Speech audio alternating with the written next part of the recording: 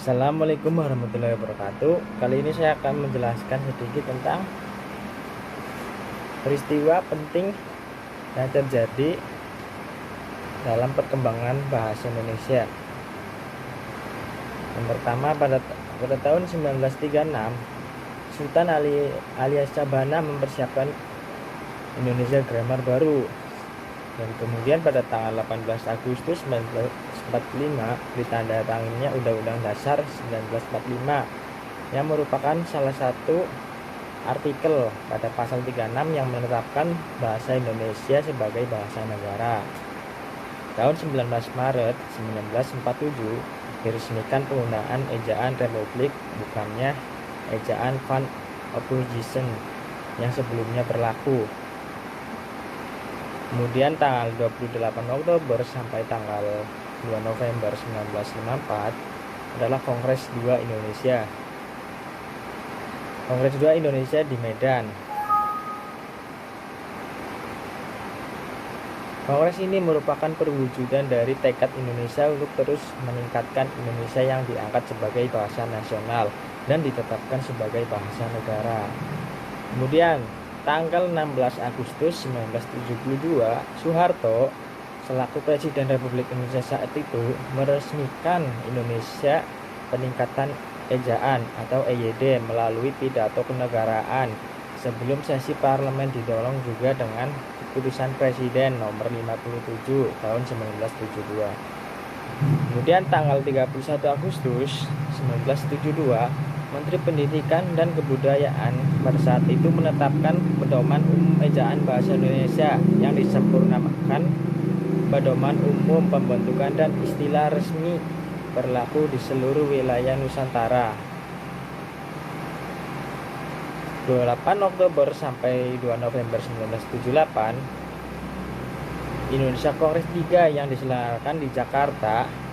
Kongres yang diadakan dalam rangka memperingati Sumpah Pemuda yang ke-50 di samping menunjukkan kemajuan, pertumbuhan, dan perkembangan Indonesia sejak tahun 1928 juga berusaha untuk memperkuat posisi dan fungsi bahasa Indonesia. Kemudian tanggal 21 sampai 26 November 1983, Indonesia Kongres keempat yang diselenggarakan di Jakarta. Kongres ini digelar dalam rangka memperingati Sumpah Pemuda yang ke-55.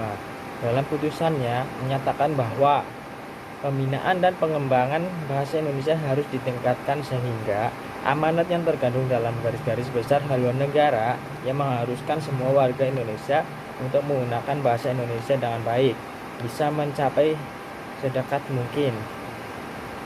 Kemudian peristiwa 28 Oktober hingga 3 November 1988, Indonesia Kongres yang kelima yang diadakan di Jakarta. Kongres ini dihadiri oleh sekitar 700 pakar dari seluruh Indonesia, peserta Indonesia dan tamu dari negara-negara tetangga seperti Brunei, Malaysia, Singapura, Belanda, Jerman, dan Australia. Kongres ini ditandatangani oleh pekerjaan besar yang disajikan pembangunan dan pengembangan bahasa pusat pecinta bahasa di Nusantara, Kamus Indonesia, dan Tata Bahasa Baku Indonesia.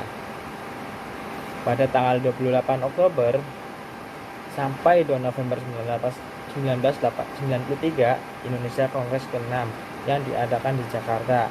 Sebanyak 770 peserta dari para ahli bahasa Indonesia dan 53 tamu dari peserta asing termasuk Australia, Brunei, Jerman, Hong Kong, India, Italia, Jepang, Rusia, Singapura, dan Korea Selatan, serta Amerika Serikat. Kongres menyarankan bahwa pembangunan dan pengembangan bahasa pusat upgrade ke Institut Indonesia, serta mengusulkan perumusan hukum Indonesia. Sekian penjelasan dari saya. Apabila ada kesalahan kata, saya mohon maaf. Assalamualaikum warahmatullahi wabarakatuh.